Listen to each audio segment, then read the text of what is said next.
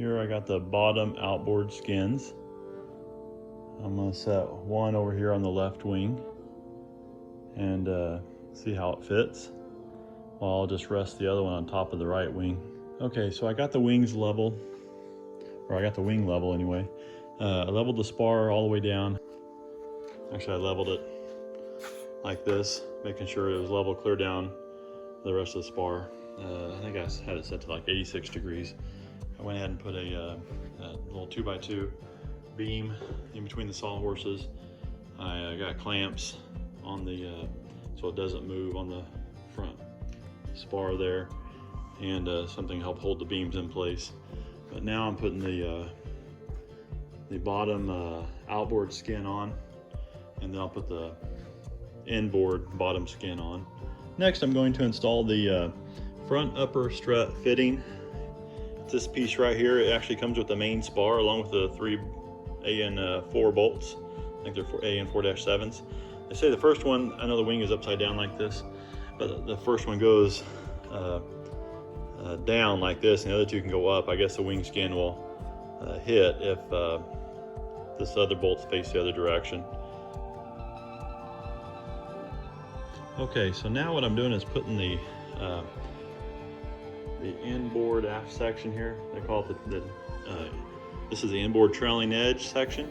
It's a pre-bent piece of aluminum there, W6-3. This is the inboard section, and then there'll be an outboard section over here. The manual has you putting these on and then up drilling some holes in these to match up with here. But it appears that this is already final hole sized, so I don't think I'm gonna have to up drill anything. The clecos are just sliding right in there. So this might be a waste of time to cleco all this on here right now, because I don't think there's gonna be anything to up drill. And yeah, they're all, the first few up to the splice are size A5s already, and the other ones are A4s, and you leave them at A4, so they're already match drilled. No need to put that on next time. So I got the root rib clecoed in place, the inboard nose piece along with the outboard as well. And I went ahead and took the trailing edge off. There's no reason to have it on right now. And this is the left wing, and we will get this spar part riveted next time I'm out here. Here's the angle strut attachment bracket. I haven't drilled the I haven't actually drilled the spar rivet spar holes yet. I'm getting ready to do that next. Decided to go ahead and put this up here. Here you have this angle piece. You put that, cleco that to the pre-existing holes in the ribs. And there's a few holes that's not pre-existing. You have to drill down through there. I haven't done that yet either. A couple things. For the strut attached bracket on the wing, I'll show you kind of what it looks like off of here. Looks like this. And these are, again, those are two separate pieces. These are the holes that you have to up drill. Right there. And I got to go up one more size to size 20. I can see how to make a little notch out in that angle right there, just so it would clear that bracket as it fit up in there like that. Of course, it's not going to fit with the clecos in there right now. And I drilled a hole on both sides of that because you don't have much room here. You're drilling your hole right here. You have a pilot hole. Then you have to drill through this other angle. I used a really small drill bit. I drilled a hole over there and a hole on that side, and took this assembly apart to drill the rest of the holes. And here's the drill I actually end up using. Just a really small angle drill with the screw-in bits. If you don't have one of these, get you one. That's all I can say. Here I'm drilling the main spar. I've already up drilled to size 30 on all of these, and down on the outboard, and I've already done the up to size 20. So I got the size 30 in every other hole, clecos anyway, and then the holes I'm gonna up drill now to size 20. I just use a block of wood to help stabilize the part, keep the part nice and flat on there. And then when I go down with the drill, it don't smash my fingers. Instead, it puts a little groove in the wood. And this is not as bad, but this keeps the part nice and flat.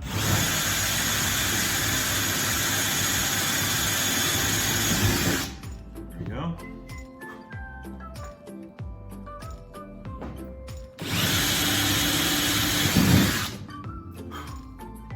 Since I'm doing the left wing first, I figured since I have, before I start taking the skins off to deburr everything, I better make the location for the pitot static system. So that's kind of the 50 by 50 square right there.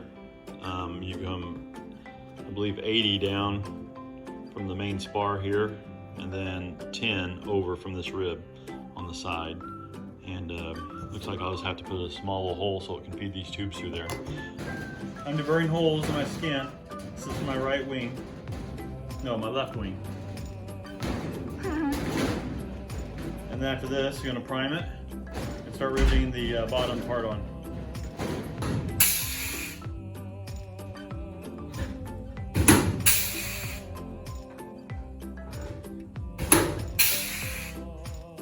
What, are you videoing, Grace? Are you videoing me? Dude! Turn it off! Alright, so I'm all done riveting the bottom skin on. I got bags of sand because the nose skin actually, as it overhangs, it creates a little nose heavy situation here. As you can see, the nose skin's hanging off the edge of the table.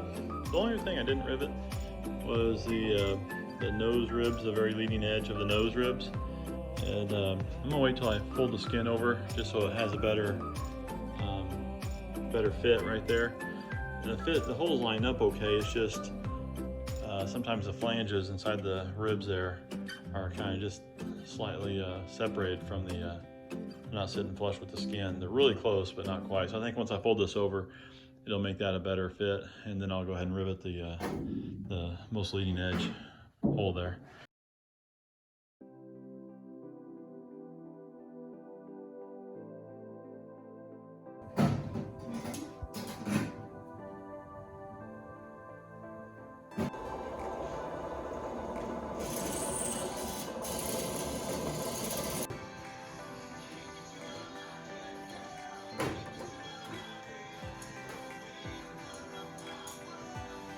Both wings, bottom skin all riveted on. Now we're going to work on this one right here and go from there. Well, the next part is these flapper-on arms. They come as a group like this.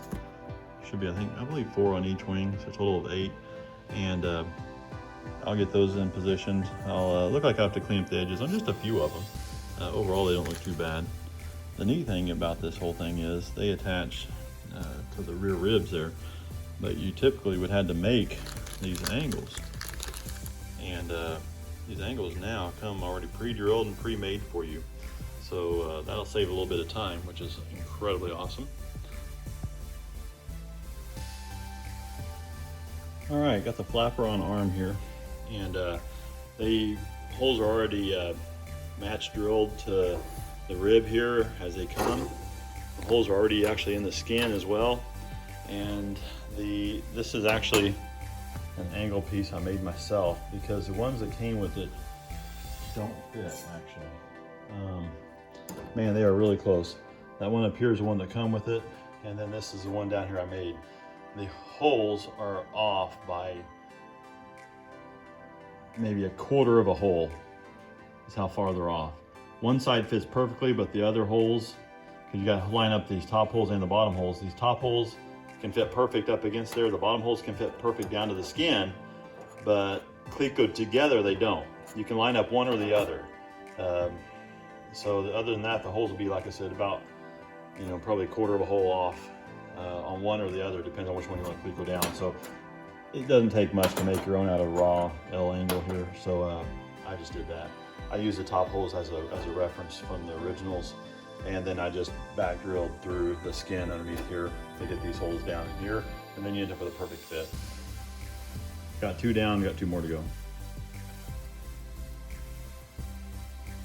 All right, I got the other wing. Got the flapper-on brackets installed on that wing as well. So both wings have the flapper-on brackets installed on them. In a couple hours, got that second wing done. Installing those. Here I'm putting straps on the leading edge of the skin to help fold them over. They're really, really tight. This is on the inboard side of the right wing, and that seemed to help so far. Okay, we got the leading edge down now, and tomorrow I'm going to get the skins over there. They're the top skins. We're going to put it, well, first what I'll do is I'll make sure my spar is still completely level throughout the length of it. Make sure I'm parallel, the front and the rear spar are parallel to each other. And then I'll hit the aft skins, top skins on, cleco those on, and then I'll make sure everything's square again before drilling into this main spar here. All right, so I got both rear, aft top skins on. Got them all clecoed in place. This is covers up the fuel tank, and this is where you would fill the fuel out up here. And I went ahead and leveled everything. I got my digital level. I leveled it this way to make sure I was within about 3/10 from the root area to the outboard area, a difference of each other. And I made sure I was parallel this way with the front spar and the aft spar, and they were parallel as well. So just within a couple tenths of a degree. So with that being said, I'm gonna go ahead and I'm gonna go ahead and drill out the main spar, starting in the middle, work my way lateral on both sides. I'll start out with a size 30 drill bit, and then come up to 20 from there.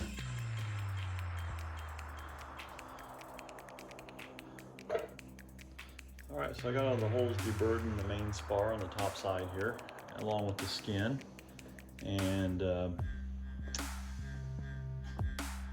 gonna just put some epoxy primer on the top of the skin. I got it laying back over here on my other wing. Back over there, if you can see it, you can see the stringers. Anyway, I'm gonna prime that tonight and get that ready to go. Zenith has you run your nav strobe wires. So what I'm gonna do is put a grommet in this hole here and just kind of wire my string, or put my wires back over here so I can have enough room to wire my nav strobe wingtip lights there. And then what I'm going to do is just run it out with these little tie wraps, and then put those down the rest of the trailing edge here. As you can see, I got these little guys here, and it actually has a rivet. I had put a rivet inside of there, and it had adhesive on the other side of that as well. Just put a tie wrap in there, and then I'll run my wires to the other side over here. And they'll just come right over around here. So I gotta wait for some parts to get here from Stein Air. And also, I just kind of threw the tank in there to see if it would fit. Make sure there's no problems with that. So that seemed to fit okay. I still need to put cork on it and do some things to the tank. Where's it come out of that? Inside here is this what feeds your engine. This goes to I'll go to my header tank right there. And down below, see if I can get to this, it has a vent that people seem to cut off and then put a fitting in there to kind of block that. And what they end up doing is just venting it from the top of the tank here. We'll take this little key out and then just put a little tube that comes up and comes over, a little brass tube or aluminum tube to vent your tank that way. Also down here at the bottom is another, where's it at, right there? I believe that'll be for my, to drain the tanks there. Check for debris, check for water in the tanks.